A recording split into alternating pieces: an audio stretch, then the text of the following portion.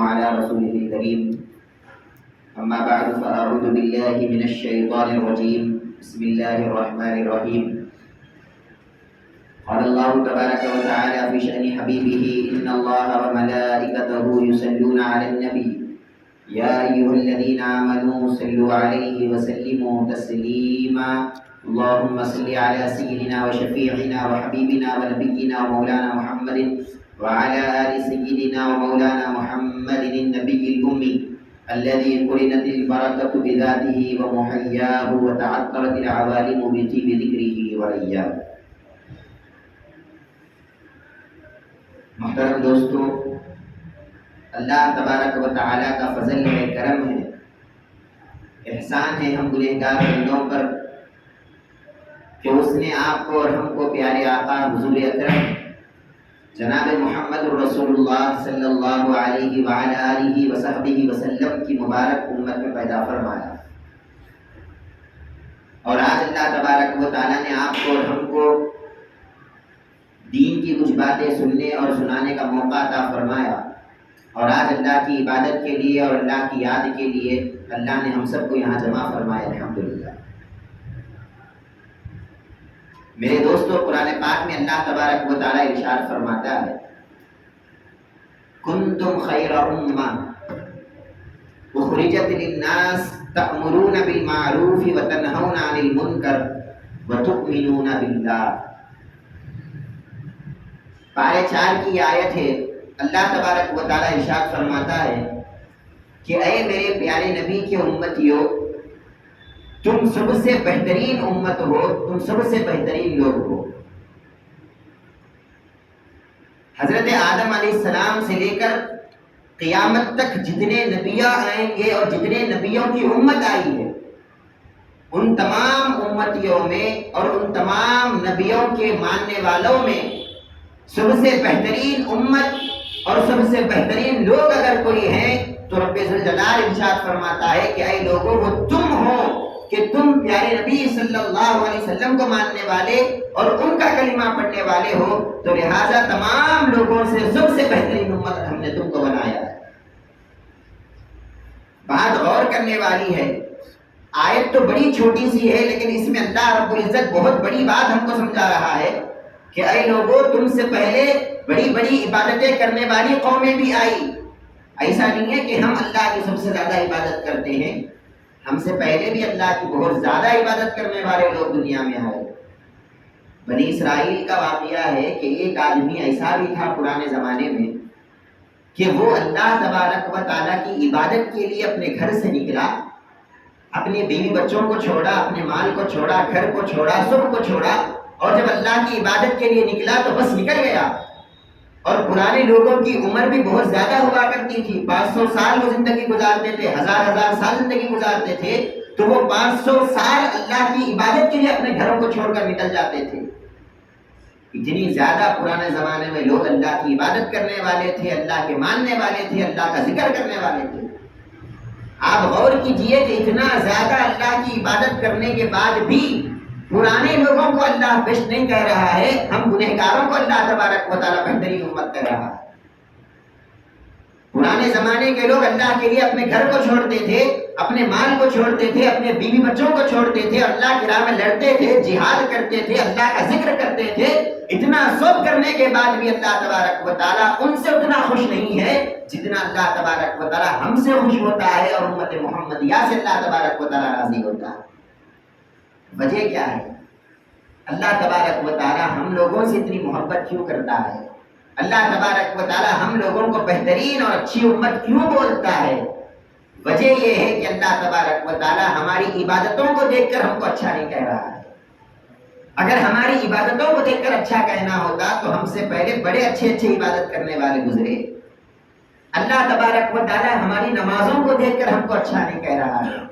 اللہ تبارک و تعالیٰ ہمارے روزوں کو دیکھ کر ہم کو اچھا نہیں کہہ رہا ہے. رب ذوالجلال اگر ہم کو اچھا کہہ رہا ہے تو اللہ تبارک و تعالیٰ صرف ایک ہی نسبت کو دیکھ رہا ہے کہ تم رسول اللہ صلی اللہ علیہ وسلم کے غلام ہو اور سرکار کے ماننے والے ہو. تو محمد رسول اللہ صلی اللہ علیہ وسلم کی نسبت اور ان کی سنگت کی وجہ سے حالانکہ تم گنہگار ہے، حالانکہ تم بڑے گندے بندے ہیں، لیکن چونکہ میرے محبوب کی امت ہے تو لہذا تم سب سے بہترین امت ہے، تم سب سے بہترین امت ہو، تم سب سے بہتر امت ہو. اور آپ دیکھیے اللہ تبارک و تعالیٰ پرانے زمانوں میں جو کتابیں نازل کرتا تھا، تورات، انجیل، زبور، جتنے کتابیں اللہ نے اتارا ہے آسمان سے، ہر کتاب میں اللہ تبارک و تعالیٰ نے امت محمدیہ کی یعنی ہماری اللہ تبارک و تعالیٰ فضائل کو اور ہماری خصوصیتوں کو کتاب میں بیان کرتا ہے. حضرت موسیٰ علیہ السلام اللہ تبارک و تعالیٰ کے بہت بڑے پیغمبر ہیں. اللہ تبارک و تعالیٰ سے بات کرتے ہیں، کلیم اللہ ہیں، اللہ سے جب چاہے بات کرتے ہیں. حضرت موسیٰ علیہ السلام اللہ تبارک و تعالیٰ سے ایک مرتبہ کہتے ہیں کہ یا ربی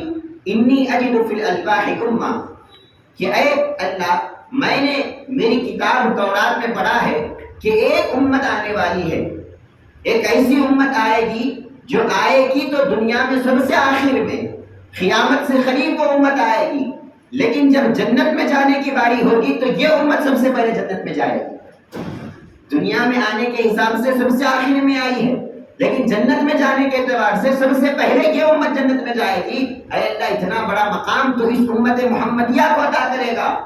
میں نے میری کتاب میں پڑھا ہے کہ ایک امت آئے گی، جب تک وہ امت جنت میں نہیں جائے گی تو تمام نبیوں کی امتوں پر جنت کو حرام کر دے گا. اور جب تک امت محمدیہ کا حساب نہیں ہوتا اور امت محمدیہ کا ایک ایک آدمی جب تک جنت میں نہیں جاتا اس وقت تک پرانے زمانے کا کوئی نبی کی امت جنت میں نہیں جائے گا. اللہ تبارک و تعالیٰ کو روک دے گا. حضرت موسیٰ علیہ السلام اللہ سے کہتے ہیں کہ اے اللہ میں نے اپنی کتاب میں پڑھا ہے تورات میں کہ ایک امت ایسے آنے والی ہے جو اتنی بڑی برکت والی ہوگی، اتنے بڑے مقام والی ہوگی. اے اللہ تو وہ میری امت بنا دے. حضرت موسیٰ علیہ السلام سے اللہ تبارک و تعالیٰ فرماتا ہے کہ اے موسیٰ وہ تمہاری امت نہیں ہے، تلک امت احمد، ارے وہ تو میرے پیارے احمد کی امت ہے، میرے پیارے محمد کی امت ہے. پھر حضرت موسیٰ علیہ السلام فرماتے ہیں، عرض کرتے ہیں کہ اے رب ذوالجلال میں اپنی کتاب تورات میں دیکھتا ہوں، ایک امت کے بارے میں پڑھتا ہوں کہ ایک امت آنے والی ہے، اناجیلہم فی صدورہم، کہ وہ امت کا مقام اور مرتبہ اتنا بلند والا ہوگا کہ وہ تیری کتاب کو اور تیرے کلام کو اپنے سینوں میں محفوظ کر لیں گے. آپ دیکھیے قرآن پاک سے پہلے جتنے بھی اللہ نے کتابیں نازل کیا ہے، ہر کتاب کا حافظ صرف اس امت کا نبی ہوتا. امتیاں اس کتاب کو یاد نہیں کر سکتے، نبیوں کے ماننے والے اس کتاب کو یاد نہیں کر سکتے. یعنی وہ کتاب پڑھنے میں اتنی ٹف ہوتی اور اتنی مشکل ہوا کرتی کہ اس کو یاد کرنا امتیوں کا کام نہیں تھا. صرف نبی کا یہ کام تھا کہ نبی پرانے کتابوں کا حافظ ہوتا. موسیٰ علیہ السلام تورات کے حافظ ہے، عیسیٰ علیہ السلام انجیل کے حافظ ہے، داؤد علیہ السلام زبور کے حافظ ہے. صرف پرانی کتابوں کے حافظ اس زمانے کے نبی ہوا کرتے، ان کے علاوہ کوئی اس کتاب کا حافظ نہیں ہوتا. حضرت موسیٰ علیہ السلام تورات میں پڑھ رہے ہیں اور اللہ رب العزت سے عرض کرتے ہیں کہ اے اللہ میں ایک امت کے بارے میں پڑھ رہا ہوں کہ ایک امت آنے والی ہے جو تیرے کلام کو، جس کا حافظ صرف نبی ہونا چاہیے تھا، اے اللہ ایسے مقدس کلام کو چھوٹے چھوٹے بچے اپنے سینوں میں محفوظ کر لیں گے. اے اللہ اتنی بابرکت امت ہوگی کہ تیرے کلام کو لوگ یاد کر لیں گے، تیرے کلام کو حفظ کر لیں گے. اللہ کی بات کو جب لوگ یاد کرتے ہیں تو یہ کوئی معمولی بات تو نہیں ہے. حضرت موسیٰ فرماتے ہیں کہ اے اللہ ایسی مبارک امت یہ میری امت بنا دے. رب ذوالجلال فرماتا ہے کہ یا موسیٰ تلک امت احمد، اے موسیٰ یہ تو میرے پیارے محمد کی امت ہے، میرے پیارے احمد کی امت ہے. پھر حضرت موسیٰ علیہ السلام عرض کرتے ہیں کہ اے اللہ میں اپنی کتاب تورات میں پڑھتا ہوں کہ ایک امت آنے والی ہے اور وہ امت کیسی ہوگی جب تیری راہ میں صدقہ کرے گی، تیری راہ میں قربانی کرے گی تو قربانی بھی خود کرے گی، خود اس کا گوشت کھائے گی اور ثواب ان کو خود ملے گا. پرانے زمانے میں جب کوئی قربانی کرتا تو اس کا طریقہ یہ ہوتا کہ جس بھی جانور کی وہ قربانی کر رہا ہے اس کو ذبح کرنے کے بعد ایک پہاڑ پہ اس کے گوشت کو رکھ دیا جاتا. اللہ تبارک و تعالیٰ سے دعا کی جاتی کہ اے اللہ ہم نے تیری راہ میں قربانی دی ہے، اس قربانی کو قبول کر لے۔ رب ذوالجلال اگر اس کی قربانی کو قبول کرنا چاہتا تو آسمان سے ایک آگ کو نازل کرتا، وہ آگ اترتی اس پہاڑ پر اور اس قربانی کے گوشت کو جلا دیتی۔ اگر گوشت جل گیا تو سمجھ لینا آپ کی قربانی قبول ہو گئی، اگر گوشت نہیں جلا تو اس کا مطلب آپ کی قربانی قبول نہیں ہوئی۔ یہ پرانے زمانے میں قربانی کا سسٹم تھا، قربانی کا قانون تھا کہ قربانی کا گوشت خود نہیں کھا سکتے تھے، قربانی کا گوشت اللہ تعالیٰ جلا دیتا تھا اور اس کو ختم کر دیتا تھا۔ لیکن جب امت محمدیہ کی باری آئی اور پیارے رسول اللہ صلی اللہ علیہ وسلم کی امت کی باری آئی، رب ذوالجلال ارشاد فرماتا ہے کہ اے لوگو لن ینال اللہ لحومها ولا دماؤها ولکن ینالہ التقوی منکم، کہ اے لوگو تم پرانے لوگوں کی طرح نہیں ہے، اب ہم تم سے یہ نہیں چاہتے کہ تم بھی قربانی کرو، پہاڑوں پر رکھو، آسمان سے آگ آئے گی تمہارے گوشت کو جلا دے گی، اب اس طرح کا قانون نہیں ہوگا۔ اب جو بھی قربانی کرے گا گوشت بھی تم کھا لو، گوشت بھی تم کھا لو، اس کے چمڑے سے تم فائدہ حاصل کر لو، ہر چیز تم استعمال کر لو، اور تمہارے نیت کو دیکھ کر ہم ثواب کو الٹا تم کو ہی عطا کر دیں گے۔ حضرت موسیٰ فرماتے ہیں کہ اے اللہ اتنی مبارک امت کہ یہ قربانی کا گوشت بھی خود کھائے گی، صدقات و خیرات کا گوشت بھی خود کھائے گی اور بدلے میں ثواب بھی خود لے جائے گی، اے اللہ یہ میری امت بنا دے۔ رب ذوالجلال ارشاد فرماتے ہیں تلک امت احمد، اے موسیٰ یہ تمہاری امت نہیں ہے، یہ میرے پیارے محمد اور احمد کی امت ہے صلی اللہ علیہ وسلم۔ پھر حضرت موسیٰ علیہ السلام عرض کرتے ہیں کہ اے رب ذوالجلال میں اس کتاب تورات میں پڑھتا ہوں کہ ایک امت ایسے آنے والی ہے کہ جب وہ امت کا کوئی آدمی نیکی کرنے کا ارادہ کرتا ہے، خالی ارادہ کیا نیکی کرنا ہے، وہ یہ خالی خیال آیا نیکی کرنے کا، تو حدیث مبارک میں آتا ہے رسول اللہ صلی اللہ علیہ وسلم ارشاد فرماتے ہیں کہ جب کوئی بندہ نیکی کا ارادہ کرتا ہے رب ذوالجلال فرشتوں کو بلاتا ہے اور کہتا ہے کہ اے فرشتوں کیا دیکھ رہے ہو، میرا فلاں بندہ نیکی کرنے کا ارادہ کر رہا ہے، تو لہٰذا اس ارادے کے بدلے میں تم اس کے اعمال میں نیکی کو لکھ دو۔ پھر رسول اللہ صلی اللہ علیہ وسلم ارشاد فرماتے ہیں کہ جب وہ بندہ نیکی کرنے کے لیے گھر سے نکلتا ہے، ایک ایک قدم بڑھا رہا ہے، کہاں جاتا ہے؟ نیکی کرنے کے لیے جا رہا ہے، ایک ایک قدم بڑھا رہا ہے، تو سرکار دو عالم صلی اللہ علیہ وسلم ارشاد فرماتے ہیں جب وہ بندہ ایک ایک قدم بڑھاتا ہے اللہ رب العزت فرشتوں کو کہتا ہے کہ اے فرشتوں کیا دیکھ رہے ہو، میرا یہ بندہ نیکی کرنے کے لیے جا رہا ہے اور ایک ایک قدم بڑھا رہا ہے، تو لہٰذا اس کے ہر قدم کے بدلے تم اس کے نام اعمال میں نیکیاں لکھتے چلے جاؤ، لکھتے چلے جاؤ، یہ جتنے قدم ڈال کر جائے گا اتنے اعمال اس کی نیکیوں میں لکھتے چلے جاؤ۔ اور پھر حدیث مبارک میں آتا ہے جناب محمد رسول اللہ صلی اللہ علیہ وسلم ارشاد فرماتے ہیں جب یہ بندہ نیکی کر دیتا ہے،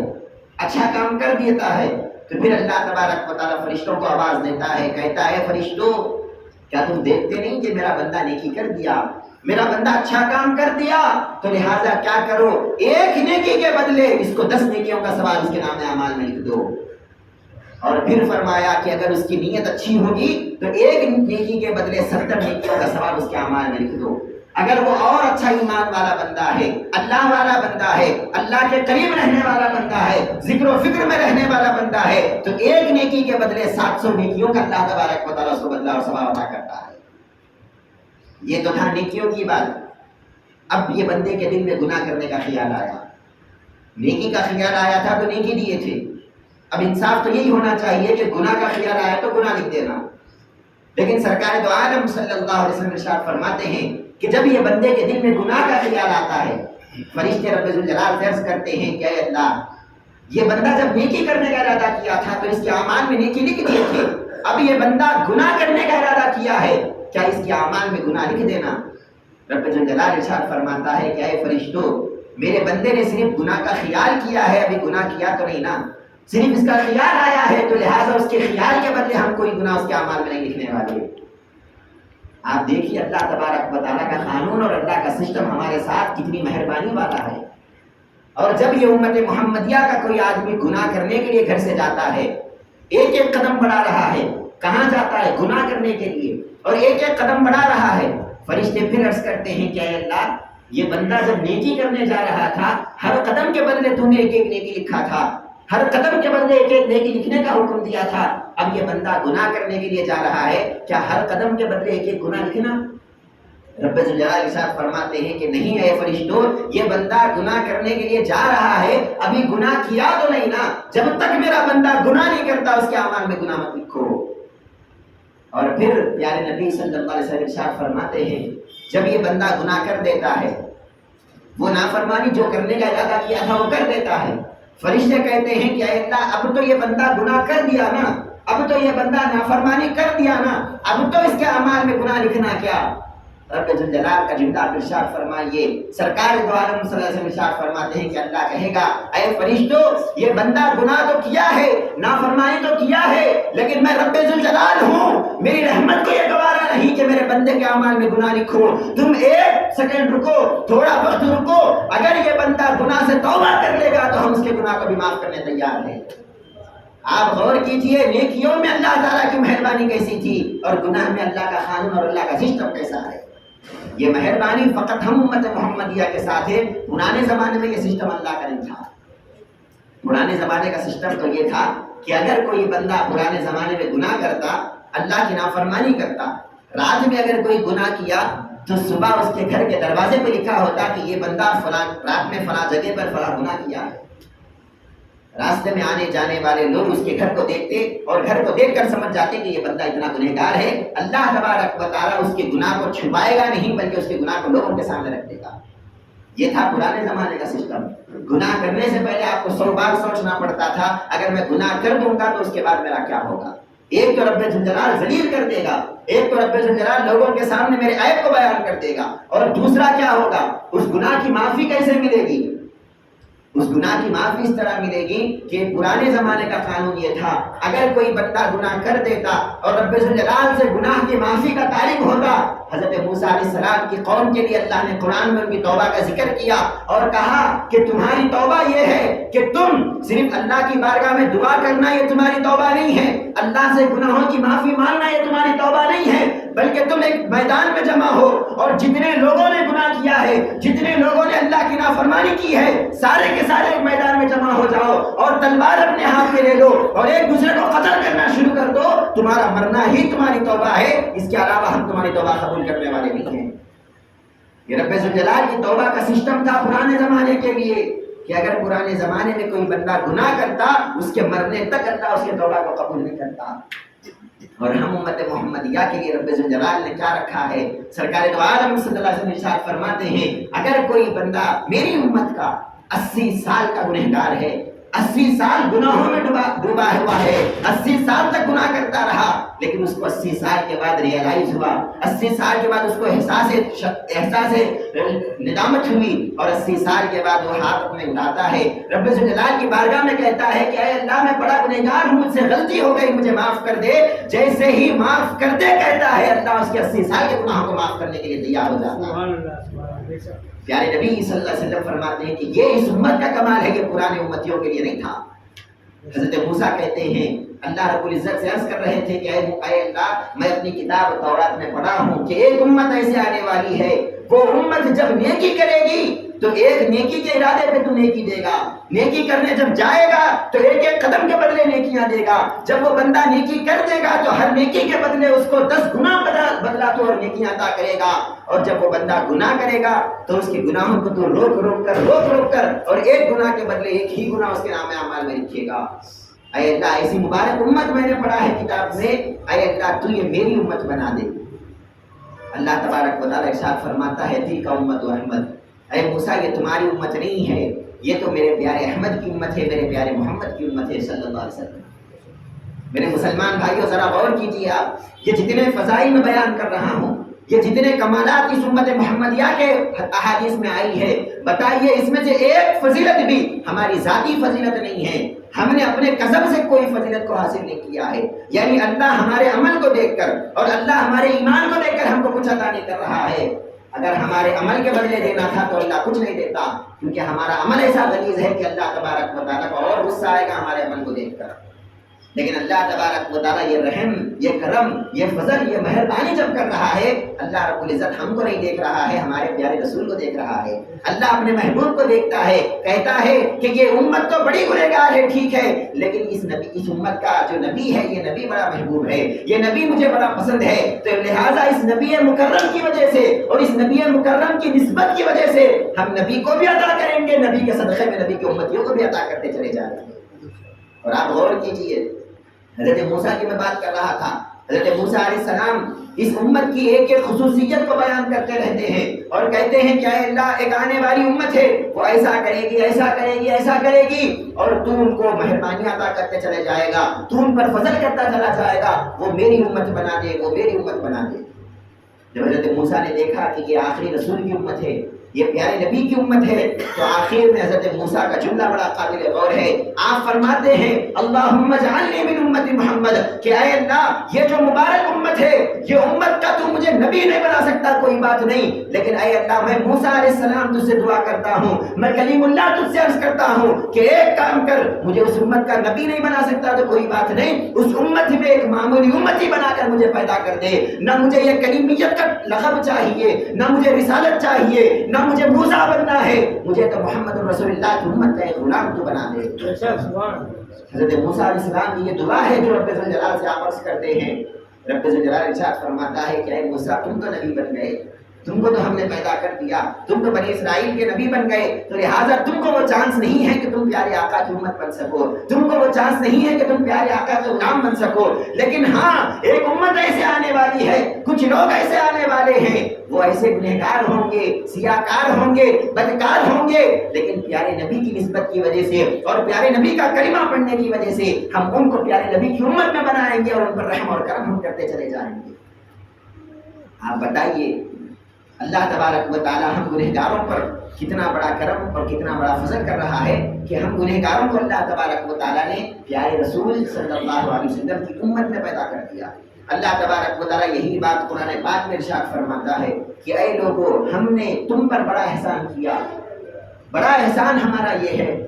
کہ ہم نے تمہارے درمیان ہمارے پیارے محبوب کو بھیجا، ہم نے ہمارے نبی کو بھیج کر تم کو ہمارے نبی کی غلامی کا موقع عطا فرمایا، ہمارے نبی کا کلمہ پڑھنے کا موقع عطا فرمایا، ہمارے نبی کی نسبت کا تم کو موقع عطا فرمایا، ہمارے محبوب کی سنگت کا تم کو موقع عطا فرمایا، ہمارے نبی کی محبت کا تم کو موقع عطا فرمایا۔ بس اسی محبت اور اسی سنگت اور اسی تعلق کی وجہ سے قسم خدا کی کل قیامت میں بھی ہم بخشے جائیں گے، نہ ہماری نمازوں کی وجہ سے، نہ ہمارے روزوں کی وجہ سے، صرف اور صرف نسبت محمدی اور محبت محمدی کی وجہ سے کل قیامت میں بھی ہم بچے جائیں گے۔ غور کیجیے آپ، پیارے نبی صلی اللہ علیہ وسلم کو ہم گنہگاروں سے کتنی محبت ہے۔ روایتوں میں آتا ہے، سیرت کی کتابوں میں یہ واقعہ لکھا ہوا ہے کہ جب پیارے نبی صلی اللہ علیہ وسلم دنیا میں پیدا ہوئے، ولادت ہوئی جب سرکار کی، آپ کی والدہ حضرت آمنہ رضی اللہ عنہا ارشاد فرماتی ہے کہ میں نے دیکھا کہ یہ میرا بیٹا، چھوٹا بیٹا محمد صلی اللہ علیہ وسلم اپنے لبوں کو ہلا رہے ہیں، اپنی زبان سے کچھ بول رہے ہیں، اپنے لبوں کو ہلا رہے ہیں۔ میں نے غور سے سنا کہ یہ کیا بول رہے ہیں۔ جب میں نے سنا تو سرکار دو عالم صلی اللہ علیہ وسلم اپنی زبان سے کہہ رہے تھے ربی حب لی امتی، کہ اے اللہ میری امت کو معاف کر دے، میری امت کو بخش دے۔ سرکار دو عالم ابھی پیدا ہوئے ہیں، دنیا میں تشریف لائے ہیں، چھوٹے سے بچے ہیں، اور اس عمر میں سرکار دو عالم صلی اللہ علیہ وسلم کو اگر کسی کی فکر ہے تو ہم غلاموں کی فکر ہے۔ اور سرکار دو عالم صلی اللہ علیہ وسلم جب تک دنیا میں باحیات تھے، جب تک سرکار کی ظاہری حیات تھی، 63 سالہ زندگی، 60 پر 3 سال تک سرکار دو عالم صلی اللہ علیہ وسلم جتنا عرصہ زندگی گزارے ہیں اور جتنا عرصہ دنیا میں رہے ہیں، ساری زندگی سرکار دو عالم صلی اللہ علیہ وسلم کو اگر کسی کی فکر رہی تو وہ صرف ہم غلاموں کی فکر رہی۔ سرکار دو عالم صلی اللہ علیہ وسلم دنیا میں نہ اپنے بچوں کی اتنی فکر کیا کرتے تھے، نہ اپنے بیویوں کی امہات المؤمنین کی اتنی فکر کیا کرتے تھے۔ سرکار دو عالم کو اگر فکر ہوا کرتی تو ہم غلاموں کی فکر ہوا کرتی۔ راتوں کو سرکار دو عالم صلی اللہ علیہ وسلم اٹھا کرتے، ہم کیا کرتے ہیں؟ رات کو آرام سے سو جاتے ہیں، ہم کو کسی کا ہوش نہیں ہوتا، ہم آرام سے اپنی نیند کو پوری کرتے ہیں۔ سرکار دو عالم صلی اللہ علیہ وسلم راتوں کو سویا نہیں کرتے تھے، سرکار دو عالم صلی اللہ علیہ وسلم راتوں کو اٹھا کرتے تھے، ٹھہر کر نمازیں ادا کیا کرتے تھے۔ امام بوصیری رحمۃ اللہ علیہ نے ارشاد فرمایا ظلمت سنت من احیا السلام الی ان اشتکت قدمہ ذر من ورمی، کہ میں نے اتنا بڑا ظلم کر دیا ہے سرکار دو عالم صلی اللہ علیہ وسلم پر کہ ایسے پیارے نبی کی امت میں پیدا ہوا، اور وہ نبی کا طریقہ یہ تھا کہ وہ ساری رات جاگا کرتے تھے، ٹھہر ٹھہر کر نمازیں پڑھا کرتے تھے، پاؤں مبارک سوکھ جاتے تھے سرکار کے، اتنی وہ نمازیں ادا کرتے تھے، اور میں ان کا امتی ہو کر میں نماز کو نہیں آتا، میں کتنا بڑا ظالم ہوں، ان کا امتی ہو کر میں ان کو یاد نہیں کرتا، میں کتنا بڑا ظالم ہوں۔ تو خیر میں یہ بتا رہا تھا کہ سرکار دو عالم صلی اللہ علیہ وسلم ساری رات جاگا کرتے، نمازیں پڑھا کرتے، اور جب صبح ہوتی، تہجد کا وقت ہوتا تو ہاتھ اٹھایا کرتے اور کہتے کہ اے اللہ، یہ جو نمازیں میں نے پڑھی ہے، یہ جو تیری عبادت کی ہے، اس کے بدلے میں اپنے لیے کچھ نہیں مانگتا، اس کے بدلے میں اپنے لیے کچھ نہیں مانگتا، ہاں اگر تو کچھ دینا چاہتا ہے تو اے اللہ میرے قیامت تک آنے والے امتیوں کو معاف کر دے، ان کی مغفرت کر دے۔ بتائیے آپ کون ہے ایسا نبی اور کون ہے ایسا رسول جس کو اپنی امت کی اتنی فکر ہو؟ حضرت نوح علیہ السلام بھی آئے ہیں دنیا میں، آپ نے واقعہ ان کا سنا ہوگا۔ حضرت نوح علیہ السلام جب دنیا میں آئے اور دیکھا کہ ان کی قوم نافرمانی کر رہی ہے اور ان کی امت ان کی بات نہیں سن رہی ہے، آپ نے امت کے خلاف بد دعا کر دیا۔ آپ نے کہا کہ اے اللہ ان سب کو تو ڈبا دے اور ایک پانی کو نازل کر دے اور ان سب کو تو غرق کر دے، کسی کو زندہ مت رکھ اور کسی گھر کو تو زندہ مت رکھ، بلکہ ہر گھر کو تباہ کر دے، ہر امتی کو تباہ کر دے، کیونکہ یہ میرے نافرمان لوگ ہیں، تو لہٰذا میں ان کے خلاف بد دعا کرتا ہوں۔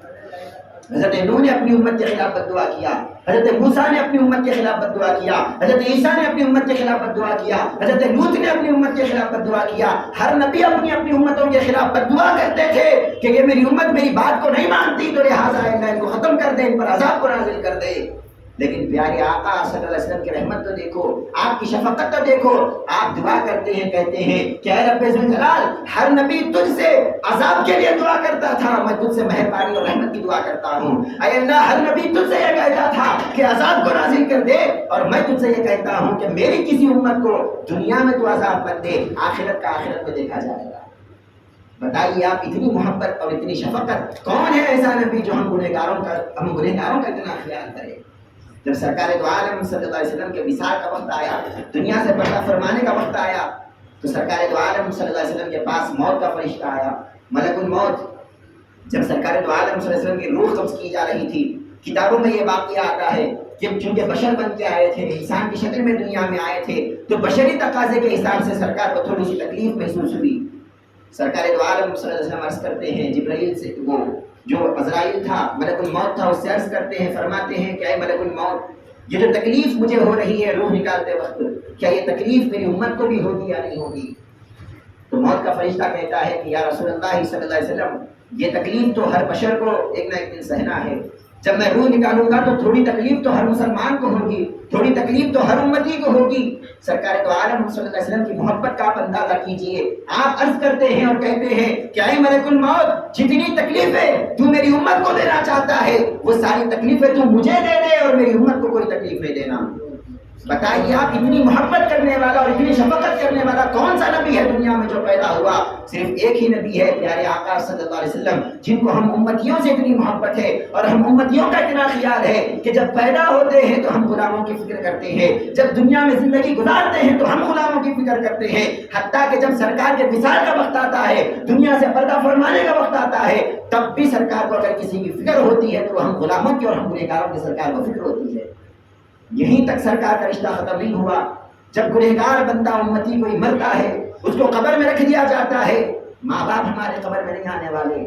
بیوی بچے ہمارے قبر میں نہیں آنے والے، کوئی رشتہ دار ہمارے قبر میں نہیں آنے والا۔ قبر میں جب ہم دفنا کر چلے جائیں گے مردے کو، وہاں پر دو فرشتے آئیں گے، ان سے سوال کریں گے کہ بتا تیرا رب کون تھا، بتا تیرا دین کیا تھا، بتا سرکار دو عالم صلی اللہ علیہ وسلم کے بارے میں کیا عقیدہ رکھا کرتا تھا۔ قسم خدا کی، بخاری شریف کی حدیث یہ کہتی ہے کہ جب مردے کو قبر میں رکھ دیا جاتا ہے، نہ کوئی باپ وہاں پر آتا ہے، نہ کوئی ماں آتی ہے، لیکن مصطفیٰ قبر میں بھی آتے ہیں، امتی کا وہاں پر بھی حساب کرتے ہیں۔ سرکار دو عالم صلی اللہ علیہ وسلم کو ہم گنہگاروں کی اتنی فکر ہے، دنیا میں جب تک تھے ہمارا خیال تھا، لیکن جب خبر میں جائیں گے وہاں بھی سرکار ہم کو اکیلا نہیں چھوڑیں گے، وہاں بھی سرکار آئیں گے، کہیں گے کہ اے بندے، من ربکا کا جواب نہیں دیا، کوئی بات نہیں، رب کے متعلق جواب نہیں ملا تجھے، کوئی بات نہیں، دین کے متعلق کوئی جواب نہیں دے سکا، کوئی بات نہیں، کم سے کم رسول کو تو پہچان لے، میں خود خبر میں آ رہا ہوں، کم سے کم میری صورت کو تو دیکھ لے، میری شکل کو تو دیکھ لے اور مجھے پہچان لے۔ اگر تو مجھے پہچان لے گا، تیرا من ربکا کو نہیں ماننا بھی ہم کامیاب کرا دیں گے، اللہ کی بارگاہ میں دعا کر کے تیری شفاعت کرا دیں گے، بس اتنا کر دیں گے تو مصطفیٰ کو پہچان لے اور مصطفیٰ کو جان لے۔ پیارے آقا صلی اللہ علیہ وسلم کو غور کیجیے، ہم گنہگاروں سے کتنی فکر ہے، ہم گنہگاروں سے کتنی محبت ہے۔ یہاں پر سرکار کا رشتہ ختم نہیں ہوتا مسلمانوں، جب بروز قیامت ہم اٹھیں گے، سرکار دو عالم صلی اللہ علیہ وسلم ارشاد فرماتے ہیں کہ ہر نبی کو اللہ تبارک و تعالیٰ نے ایک ایک خاص دعا عطا کیا ہے، چونکہ وہ نبی ہے نا، اللہ کے خاص بندے ہیں، تو لہٰذا اللہ کے بندے ہونے کی وجہ سے، اللہ کے خاص پیغمبر ہونے کی وجہ سے ایک ایک دعا اللہ تبارک و تعالیٰ ہر نبی کو ایسی عطا کرتا ہے کہ اگر وہ نبی اس دعا کا استعمال کریں گے اور اللہ سے دعا کریں گے، وہ جو مانگیں گے اللہ ان کو دے دے گا۔ سرکار دو عالم صلی اللہ علیہ وسلم ارشاد فرماتے ہیں کہ ہر نبی کو اللہ تبارک و تعالیٰ نے ایک ایک دعا دیا اور ایک ایک دعا کو استعمال کرنے کا موقع دیا، ہر نبی نے اپنی اپنی دعا کو استعمال کر دیا۔ حضرت آدم سے لے کر حضرت عیسیٰ علیہ السلام تک ہر اللہ کا پیغمبر اپنی اپنی دعا کو دنیا میں استعمال کر لیا، لیکن میں محمد رسول اللہ صلی اللہ علیہ وسلم، میں اپنی دعا کو اس دنیا میں استعمال نہیں کروں گا۔ لوگوں نے پوچھا، صحابہ نے پوچھا، یا رسول اللہ صلی اللہ علیہ وسلم، اتنا بڑا موقع ہے کہ آپ دعا کریں تو اللہ قبول کر لیتا ہے، تو آپ دعا کیجئے تاکہ اللہ قبول کر لے۔ سرکار فرماتے ہیں کہ میں اپنی دعا کو دنیا میں استعمال نہیں کروں گا، میں اپنی دعا کو قیامت میں استعمال کروں گا۔ جب قیامت کا موقع ہوگا، اللہ تبارک و تعالیٰ بڑے جلال میں ہوگا اور حساب و کتاب لینے کے لیے بیٹھے گا، میزان کو لگایا جائے گا، ترازو کو رکھا جائے گا، ایک ایک بندے سے اللہ حساب و کتاب کر رہا ہوگا۔ میں اس وقت رب جلال کی بارگاہ میں سجدہ کروں گا اور سجدے میں گر جاؤں گا، کہوں گا کہ اے اللہ، تو نے ہر نبی کو ایک ایک دعا دینے کا وعدہ کیا تھا، آج میں محمد رسول اللہ اپنی دعا کو استعمال کرتا ہوں اور دعا یہ مانگتا ہوں کہ تو میری امت کو معاف کر دے، میری امت کو بخش دے۔ آپ غور کیجئے، سرکار دو عالم صلی اللہ علیہ وسلم کو ہم گنہگاروں سے کتنا تعلق ہے اور کتنی محبت ہے، لیکن ہم کیسے امتیاں ہیں کہ ہم کو سرکار سے کوئی تعلق نہیں ہے، ہم کو سرکار سے کوئی کنیکشن نہیں ہے، ہم کو سرکار سے کوئی ربط نہیں ہے، ہم کو معلوم ہی نہیں کہ ہمارے سرکار کیسے ہیں، ہم کو معلوم ہی نہیں کہ ہمارے سرکار کا طریقہ کیا ہے، ہم کو معلوم ہی نہیں کہ ہماری سرکار کی سنتیں کیا ہے۔ رب ذوالجلال قرآن میں ارشاد فرماتا ہے، کنتم خیر امہ، اے لوگو تم سب سے بہترین امت ہے، تو یہ بہترین امت تمہارے عمل کی وجہ سے نہیں ہے، بہترین امت تمہارے ایمان کی وجہ سے نہیں ہے، بہترین امت تمہارے نمازوں کی وجہ سے تم نہیں بنے، بہترین امت محمد رسول اللہ کی غلامی کی وجہ سے ہم نے تم کو بنایا ہے۔ اب ہم بہترین امت تو بن گئے، اب ہمارا کام کیا ہونا چاہیے؟ بیسٹ کا ٹائٹل تو اللہ نے ہم کو عطا کر دیا، بہترین امت کا لقب تو اللہ نے ہم کو دے دیا، اب ہمارا کام کیا ہونا چاہیے؟ اب ہم دنیا میں آئے اور اپنے منمانی زندگی بسر کریں، اللہ کو بھول گئے، سرکار دو عالم صلی اللہ علیہ وسلم کے طریقے کو اور آپ کی سنتوں کو چھوڑ دیے اور اپنے مرضی والی زندگی کو گزار کے جب ہم چلے جائیں گے تو اس کا مطلب یہ ہوگا کہ ہم نے بہترین کے ٹائٹل کو ہم نے ویسٹ کر دیا۔ اللہ تبارک و تعالیٰ جب ہم کو بہترین امت کہہ رہا ہے تو اس کے ساتھ ساتھ اللہ ہماری ذمہ داری کو بھی بڑھا رہا ہے۔ اللہ کہتا ہے کہ جب تم بہترین بنے ہو، بیسٹ بنے ہو، اب تمہارا مقام بڑھ گیا، تمام لوگوں میں تم سب سے اعلیٰ ہو گئے، تمام امتیوں میں تمہارا مقام بڑھ گیا۔ جب تمہارا مقام بڑھ گیا تو تمہاری ذمہ داری بھی بڑھ گئی۔ جس طرح دنیا میں آپ دیکھیے، دنیا میں اگر کوئی عام انسان ہوتا ہے، کوئی مقام نہیں ہے، کوئی مرتبہ نہیں ہے، تو انہیں کچھ بھی کر لے اس کو کوئی پوچھنے والا نہیں ہوتا، انہیں کچھ بھی کر لے اس کا کوئی مقام اور مرتبہ نہیں ہوتا۔ لیکن اگر کوئی اسٹیٹس والا ہے، اگر کوئی مقام اور مرتبے رکھنے والا ہے، کوئی بڑا آدمی ہے، اگر یہ بڑا آدمی کچھ کرتا ہے تو سب کی نگاہیں اس پر ہوتی ہے اور سب لوگ یہ کہتے ہیں کہ اتنا بڑا ہونے کے بعد تو غلطی کیسے کیا۔ مطلب یہ ہے کہ چھوٹا بندہ جب غلطی کرتا ہے تو کسی کی نظر نہیں پڑتی، جب بڑا آدمی غلطی کرتا ہے تو سب لوگوں کی نظر اس پر ہوتی ہے۔ تو اسی طرح رب ذوالجلال ارشاد فرماتا ہے کہ اے بندو، تم سب سے بہترین امت ہو۔ اگر موسیٰ کی امت ہوتے، عیسیٰ کی امت ہوتے، ابراہیم و موسیٰ کی امت ہوتے، اگر غلطی کر دیتے ہم چاہے تو معاف بھی کر دیتے، لیکن اب تمہارا مقام اور اسٹیٹس کیونکہ بڑھ گیا ہے تو لہٰذا اب تمہارے اوپر صرف ہماری نگاہیں نہیں ہے، تمہارے اوپر ہر نبی کی نظر ہے، تمہارے اوپر ہر امتی کی نظر ہے۔ حضرت آدم سے لے کر حضرت عیسیٰ تک جتنے نبیاں آئے ہیں اور جتنے نبیوں کی امتیں آئی ہیں، سب کی نظر تمہارے اوپر ہے اور سب تم کو دیکھ رہے ہیں کہ بہترین امت ہوتی کیسے ہے اور بہترین امت کا کام کیسے ہوتا ہے۔ جب ہر کوئی تم کو دیکھ رہا ہے تو تم کیا کرتے ہو؟ جھوٹ بولتے ہو، جب ہر کوئی ہم کو دیکھ رہا ہے تو ہم اللہ کی نافرمانی میں زندگی بسر کر رہے ہیں. ہر کوئی ہم کو دیکھ رہا ہے اور ہم چوری میں اپنی زندگی کو بسر کر رہے ہیں. ہم زنا میں اپنی زندگی کو بسر کرتے ہیں. ہم شراب پینے میں اپنی زندگی کو بسر کرتے ہیں. اللہ کی نافرمانیوں میں نمازوں کو چھوڑنے میں اپنی زندگی کو بسر کرتے ہیں. تمام لوگوں کی نظریں ہمارے اوپر ہے. ہم بہترین امت ہے. ہم سب سے اعلیٰ اور رفع مقام رکھنے والے ہیں. اور ہمارا عمل اتنا کچرا ہے اور ہمارا عمل اتنا گندا ہے کہ ہر کوئی دیکھ رہا ہے اور دیکھ کر کہتا ہے کہ یہ کیسا امتی ہے, اس کو اللہ نے بیسٹ مقام اور مرتبہ کیسے دے دیا, اس کے پاس تو کوئی صلاحیت ہی نہیں ہے, اس کے پاس تو کوئی عمل ہی نہیں ہے. بروز قیامت کوئی پرانے زمانے کا امتی یہ نہ کہے کہ اللہ تو نے امت محمدی کو بیسٹ بنا دیا, لیکن دیکھ میری نماز اس سے زیادہ ہے, دیکھ میرے عمل اس سے زیادہ ہے. پرانے امتی اور پرانے نبیوں کا امتی کوئی خدا کی بارگاہ میں یہ عرض نہ کر سکے کہ اے رب ذوالجلال دیکھو بیسٹ امت تو بنائے ہیں لیکن گناہ کیسے کر رہے ہیں. کوئی ہمارے اوپر انگلی نہ اٹھائے. اسی لیے رب ذوالجلال نے ہماری ذمہ داری کو بڑھا دیا. 3 کام رب ذوالجلال نے ہم کو عطا کر دیے. کہا کنتم خیر امہ اخرجت للناس تأمرون بالمعروف وتنہون عن المنکر وتؤمنون باللہ. کہ اے لوگوں تم سب سے بہترین امت ہو, تم سب سے بہترین لوگ ہو. لوگوں میں سے چن کر ہم نے تم کو غلام مصطفیٰ کا لقب عطا کیا. ہم اگر چاہتے تو تم کو موسیٰ کی امت میں پیدا کر سکتے تھے. ہم اگر چاہتے تو تم کو عیسیٰ کی امت میں پیدا کر سکتے تھے. ہم اگر چاہتے تو ابراہیم اور اسماعیل کی امت میں تم کو پیدا کر سکتے تھے علیہ السلام. لیکن ہم نے تم کو چنا اور تم کو غلام مصطفیٰ بنایا. ہم نے تم کو چنا اور محمد رسول اللہ کی نسبتیں عطا کیا. ہم نے تم کو چنا اور کلمہ محمدی پڑھنے والا ہم نے تم کو بنایا. اب تمہارا کام یہ ہونا چاہیے تأمرون بالمعروف, تم جو بھی عمل کرتے ہو وہ عمل صرف نیک ہونا چاہیے. گناہ اور نافرمانی کا عمل تمہارے سے سردر نہیں ہونا چاہیے. کیونکہ تم بڑے مقام والے ہو,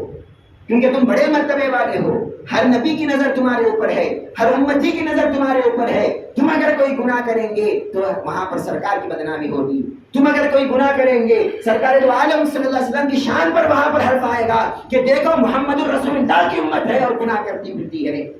سرکار کا نام وہاں خراب نہ ہو. اس لیے رب ذوالجلال فرماتا ہے تأمرون بالمعروف, تمہارا کام یہ ہونا چاہیے کہ تم صرف اچھائی کرنا اور اچھائی کا حکم دینا. وتنہون عن المنکر, برائی سے خود بھی بچنا لوگوں کو بھی بچانا. وتؤمنون باللہ, اور اللہ تبارک و تعالیٰ پر ایمان اور اللہ پر یقین اور بھروسہ کرنا. یہ 3 کام امت محمدیہ کے.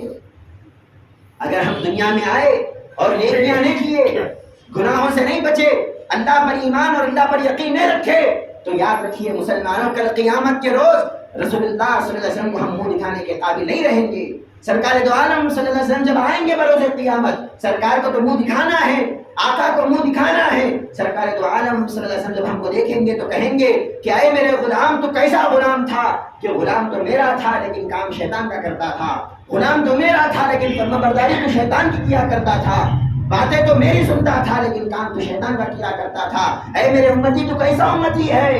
اگر جناب محمد رسول اللہ اگر وہاں ناراض ہو جائیں ہم سے اور وہاں پر ہم سے اپنا چہرہ پھیر لے, تو بتائیے آپ کون ہے بروز قیامت ہماری مدد کرنے والا, کون ہے بروز قیامت ہم کو بچانے والا.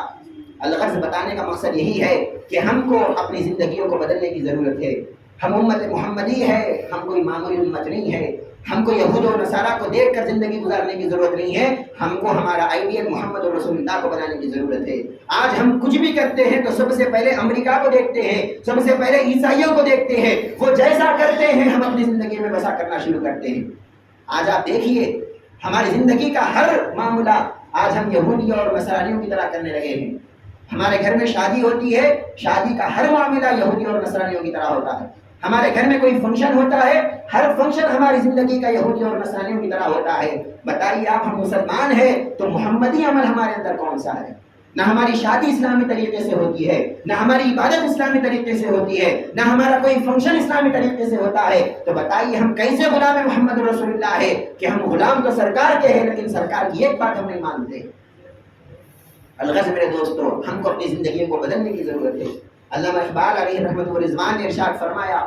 وضع میں تم ہو یہودی, وضع میں تم ہو نصارہ تو تمدن میں ہنود, یہ وہ مسلمان ہے جنہیں دیکھ کر شرمائے یہود. ہمارا وضع ایسا ہے, ہمارا لباس ایسا ہے کہ یہ لباس غیر مسلمانہ لباس ہے.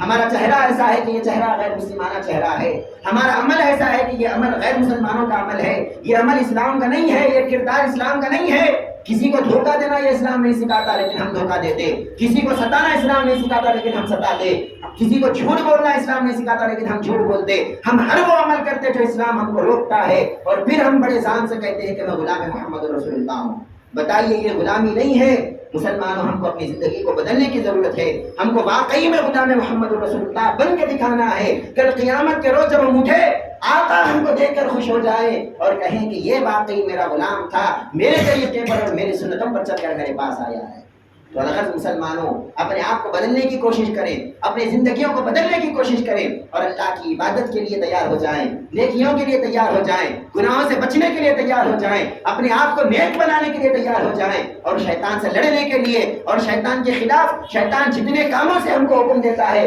ان تمام کاموں سے لڑنے کے لیے اور ان تمام کاموں سے بچنے کے لیے اپنے آپ کو تیار کر لے۔ تب کہیں جا کر سرکار دو عالم صلی اللہ علیہ وسلم بھی ہم سے خوش ہو جائیں گے اور رب ذوالجلال بھی ہم سے خوش ہو جائے گا۔ اللہ تبارک و تعالیٰ سے میں دعا کرتا ہوں جو بھی ہم بولتے ہیں سنتے ہیں، اللہ تبارک و تعالیٰ ہم سب کو عمل کرنے کی توفیق عطا فرمائے۔ اللہ تبارک و تعالیٰ ہم سب کو سرکار دو عالم صلی اللہ علیہ وسلم کا پکا سچا غلام بنائے اور سرکار دو عالم صلی اللہ علیہ وسلم کے طریقے پر اور آپ کی سنتوں پر اور آپ کے اسوے پر چلنے کے اللہ ہم سب کو توفیق عطا فرمائے۔ وما علینا الا البلاغ۔ السلام علیکم ورحمۃ اللہ وبرکاتہ۔